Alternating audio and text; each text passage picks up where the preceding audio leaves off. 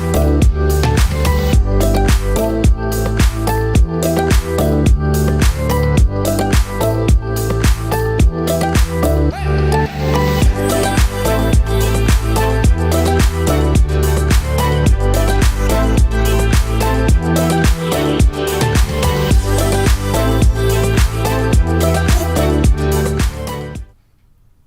everybody, Tony Tonkin here from the Child Protection Party. Glad you could be with me. I just realised that my overlay at the back has died, so I don't know why that is. I will try and fix that while we're here. Get rid of that, put that in. Hopefully that's better. Okay, look, always a technical hitch. What can I say? We do our best here at the Child Protection Party, but today's a really important conversation, I think, that we're going to have with Clinton de Young, who's from our team leader in Western Australia. Clinton's a young bloke who has a social work degree, works in the field, and has a lot to offer in relation to this particular subject, because the subject today is about children's voices. Now, over recent times, there's been a fair discussion around whether or not children should or should not be heard. And there was an article that was published in the Australian Association of Social Workers Journal, which I talked about in another feed during the week. And I thought that this would just be an opportunity on a Saturday to have a conversation with Clinton about his views around children being heard and the way we as professionals work and think. And what we're going to bring together today is this article, which is very helpful in describing the way professionals work around kids and the changes that perhaps should be made. And we as a political party need to advocate for those particular changes. So before we carry any further, I'd just like to welcome Clinton. How are you, mate? Hello, really good, thanks. Good to be here. And I'm glad to see you're wearing the appropriate t-shirt. I'm not, mine's in the wash, so that's the reason. So I'm sitting by that. So, now you sent me the article originally in relation to this. I'm just wondering if you could just tell us a little bit about how you responded as a social worker to the article that you'd sent me. So something I always hear when I work with children and I work with families and even in professional practice as a social worker is, you know, we always talk about, but I don't always think we get what that means and we understand what that actually, I guess, what actually can come from that. You know, it's in policy, it's in procedure of every child protection department around the country. But I don't think we've grasped it. I don't think we're there. So I think this is a really good article to kind of open the gate a little bit for some discussion. What is it you think that we're not grasping? I think to put it bluntly, it's very tokenistic. We walk into an office, if you're in a care plan meeting or a child protection safety meeting, we talk about hearing the voice of the child. And then we say, oh, no, little Tommy wants to go back to his parents. Oh, no, but we can't do that because it's dangerous. And then, you know, it's considered, it's written down, and then we file it in the back away and no one ever reads it again. And I think those moments happen all the time, and I think we miss them. And I think they're really good opportunities for reunification and obviously steps that the parents can take. What is it? I guess the point here is there was some criticism in the article. I'll find it in a second. But what is it? Do you think that we need to be mindful of as workers working with kids, and particularly, I guess, in the child protection space? I mean, not just there, everywhere, wherever we're working with kids. I guess it's not just about child protection. But what do you think we as workers particularly need to be mindful of? I think from my perspective, we need to see children as contributors, not just people that we need to give attention to and, you know, they need to be fed and watered and clothed and housed.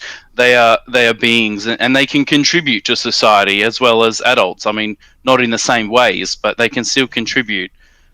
We seem to have this cultural, I guess, thing in Australia where children are, I guess, seen and not heard, and they're just kind of in the background, and no one really pays attention to them very much. Yes, and I've got part of that article here, which I'll just put on the screen, and we can read out and talk about it. And if there's anybody here that's watching this that wants to contribute to the discussion, please feel free to do so. But what are your experiences around kids in care or elsewhere about not being heard, and particularly how are professionals responding around that? Now, this is the article, and it says here, this study found that children were commonly constructed as vulnerable and in need of protection. And I think just that's worth considering in itself, is it not?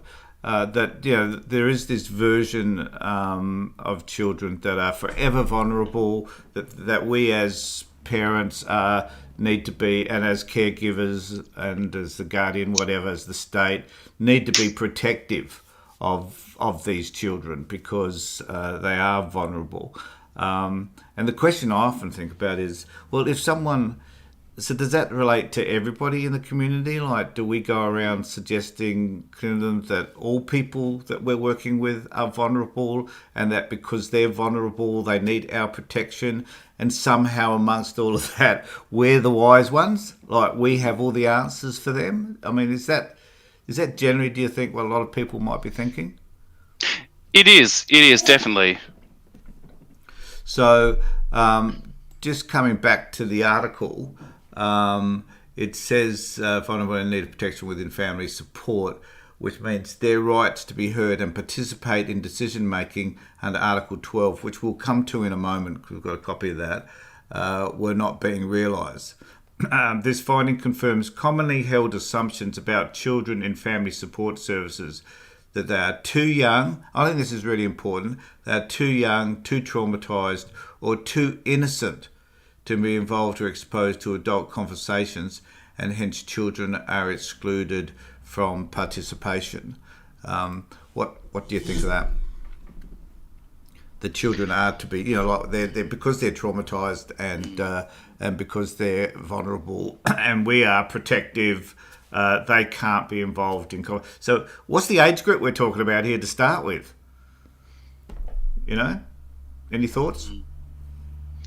I think it's a really difficult area for, I guess, child protection social workers. I mean, especially in Western Australia, there's so much, I guess, attention. If you make the wrong decision, it could end up, going to the Minister for Child Protection. It could end up on the news.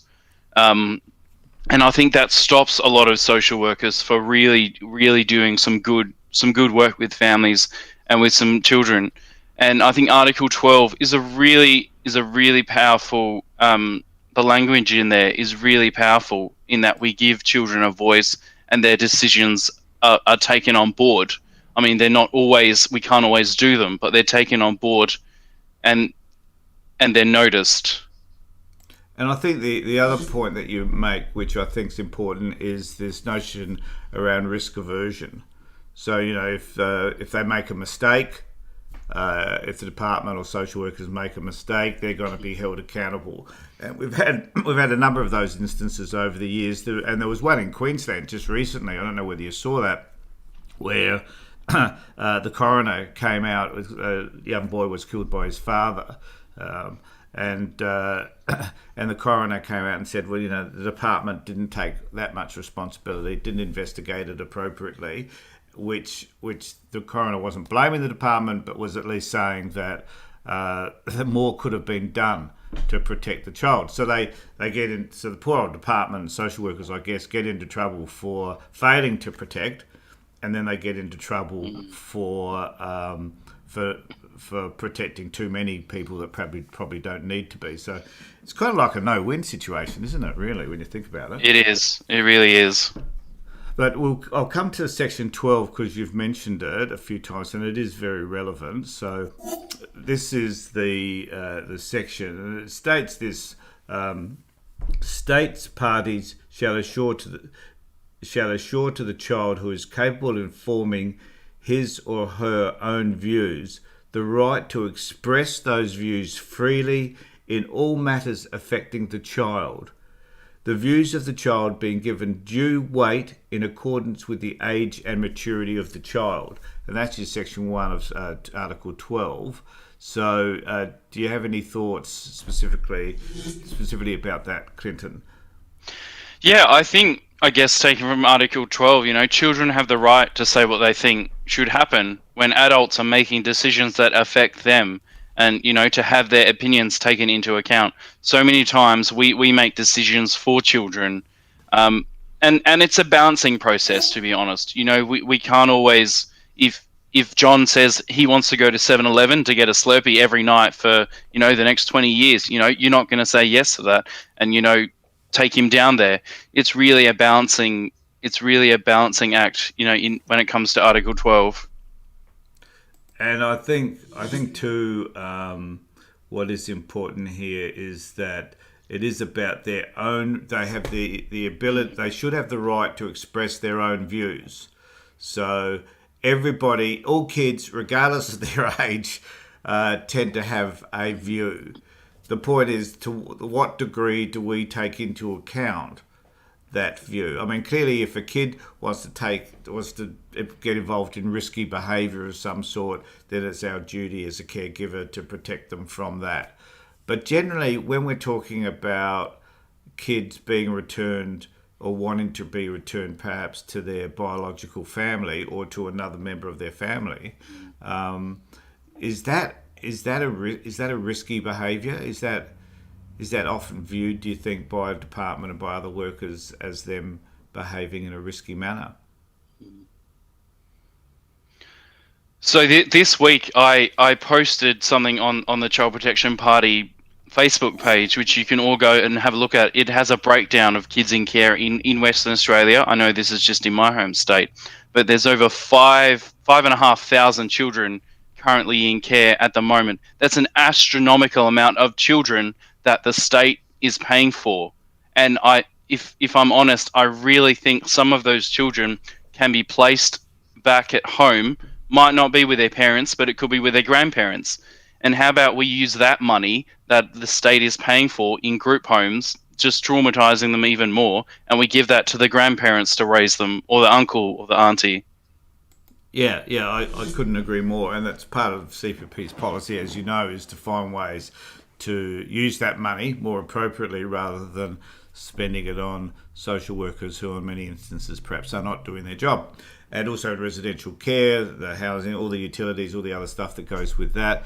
And we know that it costs between $350,000 plus to keep a kid in care, particularly in residential care. You've got so many workers and stuff. So, and that. But I think the important thing about that is that there are many of those kids, from my experience, who kind of want to be returned to their parents, who are saying, I'm not happy where I am right now. I know of a young kid, for example, who's cutting herself, acting really badly, extremely depressed, and actually could be returned back to her parents' place, but with a few modifications, particularly the father acting more appropriately. But no one seems to be listening to this kid. It's like they don't care that this child is hurting or harming herself. That is less significant than the fact that they'll be returning back to a family that they want to belong to, providing the father changes some of his behaviours. Do you know what I mean? Yeah. Like the two comparisons don't make much sense to me, because the kid can be safe back in that house. She is harming herself and is depressed by being in a residential care facility she doesn't want to be in, and yet no one seems to be listening to her. And I think that's a prime example where the harm done by maintaining her in care is greater than the harm that would be done by returning her to her family. And I don't know in your experience, Clinton, but there are plenty of families just like that. So I think, just for everyone else watching, Tony has made a really, really important point when he said, that young person is not happy. In child protection, when that happens, you need to question, why is that child unhappy in that placement or that residential care home or with that foster carer or with that family. We need to ask, why are they unhappy? And sometimes, I know this is probably going to be a bit contentious, but child protection twists the narrative of that and saying, oh no, they were traumatized when they were with their parents and with their family, and their parents have traumatized them. This is why they're acting out. This is why their behavior. This is why they're, setting cars alight, breaking into people's houses, destroying their residential care home. And, the department twists the narrative in a way that suits them, and it alienates the parents. I think that's a great point, that they that often the department wants to, and I've even found this the case where kids actually vote with their feet. So they go back to their biological parents, and the department wants to hold on to these kids. Even kids that are with their biological parents, they refuse to have those orders revoked. So they want to maintain control. I have no idea what that's all about, but clearly the kid has spoken with their feet. They've returned back home, and the department says, "No, not going to have anything to do with that. We'll work to see whether we can get you back into this terrible place in which you came from, namely the residential care facility, and we don't give a rat's ass about how you think and feel about that." Again, I think Clint, I don't know about you, but I think there are thousands of stories where kids are not heard in terms of what they want, and what they're asking is not unreasonable. So just wanted to go back to the section, so the part 2 of Article 12. It says, for this purpose, the child shall in particular be provided the opportunity to be heard in any judicial and administrative proceedings affecting the child, either directly or through a representative or an appropriate body, in a manner consistent with the procedural rules of national law. Any comment about any of that? I think something that I've often said, over the last couple of months, from option 2, we need a child impact statement in legislation that happens in parliaments all around Australia. If you're enacting a law or a piece of legislation, how does that impact children both now and into the future? Everyone's getting on the bandwagon of, climate change and this and that and this, and the earth is getting destroyed, which is fair enough, it is fair enough. But in that, every piece of legislation gets analysed through this climate change, analysis eye. Why don't we do this with children? Why don't we do this with young people? That's an interesting idea, actually. So what would the analysis look like, do you think? Politicians make so many laws in the countries now, in various states and territories. We don't often think about how this law, and if you're into legislation and reading it, a lot of the laws that we are governed by today are decades old. They are probably 100 years old. We don't often think of how this will impact children. How will this impact children 10 years from now? Will it hinder them, or will it make them better? Will it make them more autonomous? Will it make their decision making more empowered? Yeah, so you're saying that whenever we structure legislation, of course, at the forefront of all of that stuff, and this is what we're about, and it's not just about child protection, it's about every area that in which policies are made, should we be mindful of where children sit in that, and should children have a voice in a lot of that stuff? I don't know, I forgot what we call it now. Youth Parliament. Do you have a youth parliament in WA? Yeah, so we actually have a youth parliament in WA, which is run by the YMCA, and I actually did that when I was a young person. That was a really good experience. Really? Yes. Oh wow! Okay. Yes, I was.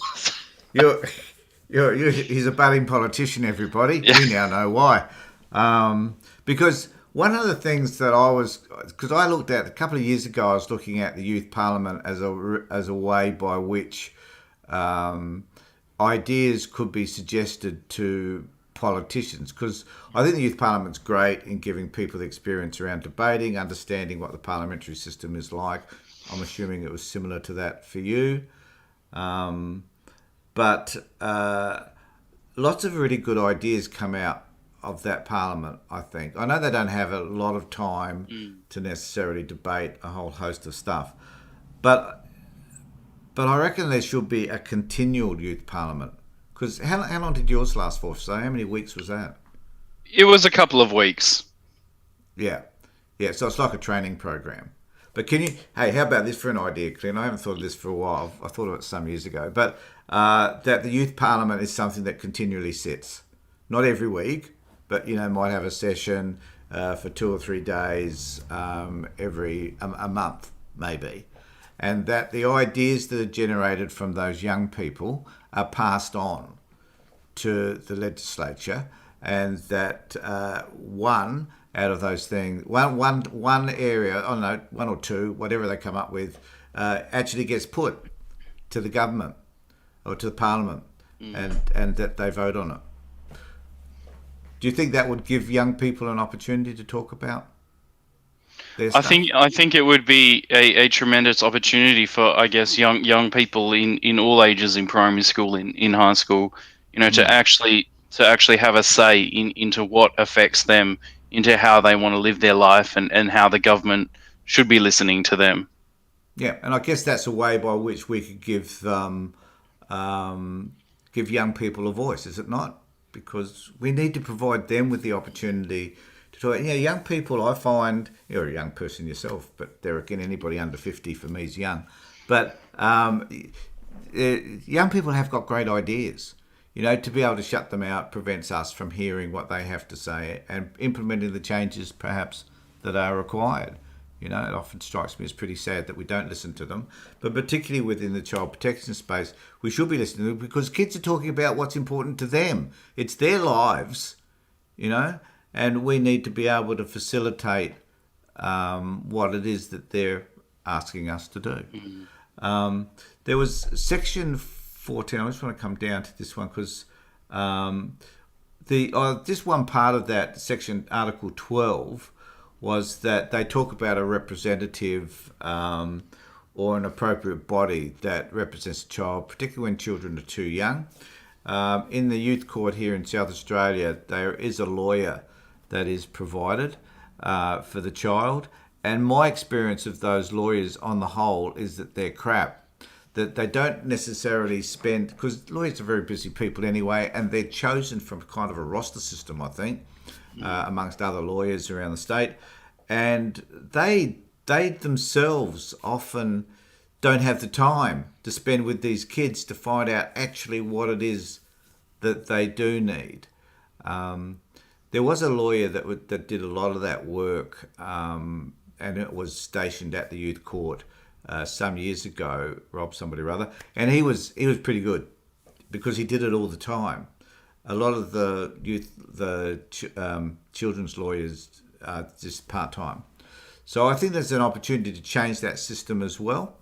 Do they need to have a lawyer representing them? Can it be another person, such as a social worker, for example, that works specifically with the kid to find out what they want and what they need? So, I think that's something else that could be also changed, even though the article is suggesting that at least there be a representative, which is fair enough. Now, Article 14 says that states parties shall represent the rights of the child to freedom of, I like this bit, freedom of thought, conscience and religion. So, and state parties shall respect the rights and duties of the parents when applicable, legal guardians, to provide direction to the child in the exercise of his or her right in a manner consistent with the evolving capacity of the child. That's good. I don't know, how does that statement strike you? Because state parties shall respect the rights of the child to freedom, thought, conscience and action, and they shall respect the rights and duties of the parents. I thought that that was significantly profound, frankly. What do you think? I think it leads to a question for me, and that question is, what does it mean to grow children well? What does it mean to grow children well with their parents? You know, we often obviously we remove children from their parents, but if you just take an economic perspective, if we give the trauma and all that a backseat, if you take an economic perspective, if you grow a child well, that they are contributors to a society, they're taxpayers, they vote in elections, they're democratically educated, they can function well in an unfunctioning society. You know, it really it comes down to what does it mean to grow children well? How can we support parents for children to really grow well in Australia today? Yeah, and it's a good point. I think are we asking what is a good functioning child, or how do we know? You know, I've had 5 kids. I don't know if any of them were extremely well functioning until they grew up. But I must confess, they had great parents. What can I say? But yeah, what does? There are issues along the way, you know, and I think kids kind of need the freedom. You know, and we've always adopted the philosophy with their own kids that kids need the freedom just to be themselves, to discover who they are without any trauma or things prohibiting them from discovering their sense of self. And I know a lot of the kids we deal with, Clinton, do have, you know, they have heaps and heaps of issues because there are things that happen in their lives which have caused them to be traumatized. So, you know, and that's the other layer, is how do you deal with kids that, how do you manage to work with kids, or how do you work with kids who have been traumatized in some way? It raises a whole new issue. But it doesn't exclude the notion that children should have a voice. It does not, and nothing will ever exclude that, in fact. Have you got any other comments you want to make just in relation to any of that? You know, I think just quickly, I mentioned earlier in Western Australia, there's 5,500 children in care at the moment, just in WA. And I think what I would ask, and something that I do ask myself, is what would they say? You know, if we're practicing what we preach and giving children a voice, what would those 5,500 children say right now today? Yeah, yeah. I think that's a great point. Would the children? There'd be some kids that might say though, well, my parents were shit, and they were violent, they were taking drugs, and you know, some kids will say I'm much better apart and away from them because of those situations. There'll be a whole bank of other kids though that will say, I just want to be with my parents. And there'll be kids that even know that their parents have been pretty crappy, but they still want to be with them for whatever reason because they're their parents and they love them. And there are moments, I guess, when they certainly feel loved by their parents, and they, you know, and they don't like where they are. You know, particularly those people, Clinton, who those kids have been separated from siblings, you know, and they're completely disassociated from what they're accustomed to and what they feel comfortable with. So yeah, I agree. Now I don't know whether you've been able to see the comments. Now there's Danielle replying to Wendy. Wendy says, is there accountability though to the parents who have done psychological harm to children, drug use, in utero trauma and abuse? How do you make a judgment as to why the behaviours are present? And I guess it is, when it is complex. I think we're too quick to judge. Someone raised the issue the other day that we find ourselves in an environment where the judgment derives from simply where someone might live. as opposed to who someone might be. And I've often raised the issue that we don't tend to take kids away from areas where there's wealth and there's prosperity, because for some reason those people don't commit domestic violence or don't take drugs, where in actual fact they do. And sometimes the problem is that our focus is entirely in the wrong place. And the other aspect is that I guess we know where these risk factors are, and we know which families, Clinton, are often at risk, and we choose to do nothing about it. Is it complex, as Wendy has stated? I hate to use the word complexity. It tends to make it appear too hard. I don't think it's too hard at all. I just don't think that politicians in general, and we as a community, don't want to have to fight for the services that are required in order for people to get the best out of their lives. Do you see any other comments there that you want to respond to? I think just tying on something Wendy said, and that is the state does make a terrible parent. When I was talking about what it takes to grow children well, the state makes a tremendously bad parent. So it's actually mind-boggling why they keep removing children from their families and their community and their culture. It's really a mind-boggling exercise for me. Yep, I couldn't agree more. But they seem to think that they are, and that they're always doing the right thing, and they're making sure that they're protecting their asses along the way. And in so doing, they damage kids, because they don't do that either very well. The whole country needs... So Rebecca has the whole country needs a royal... Last thing in the world, Rebecca, we need is a freaking another royal commission. Seriously. We've had more royal commissions or investigations or whatever into child protection than anything else. And none of the recommendations...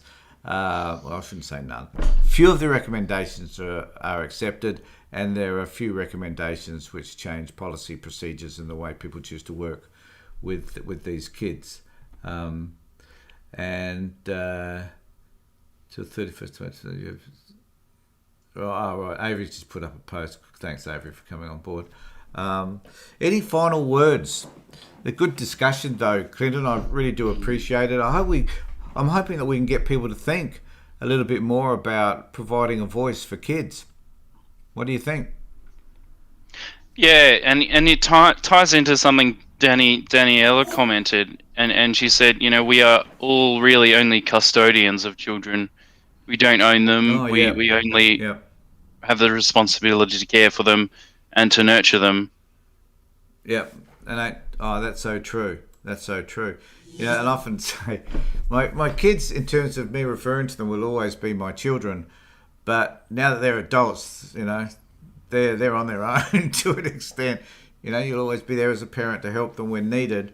But their lives are their lives, and they need to make it. So we've only got kids. So when, and I think the interesting thing is that when we look at progressively how kids develop, as they get older, clearly they're going to have... they're going to be making decisions, more and more important decisions about how they want to lead their lives. And what we provided with them in the early stages will help them to make those decisions. And I think the government, if it looks at it in those terms, must realise that they often don't provide the best model to help kids to develop to make really good decisions when they're older. They don't, because people are coming in and out of these kids' lives all the time.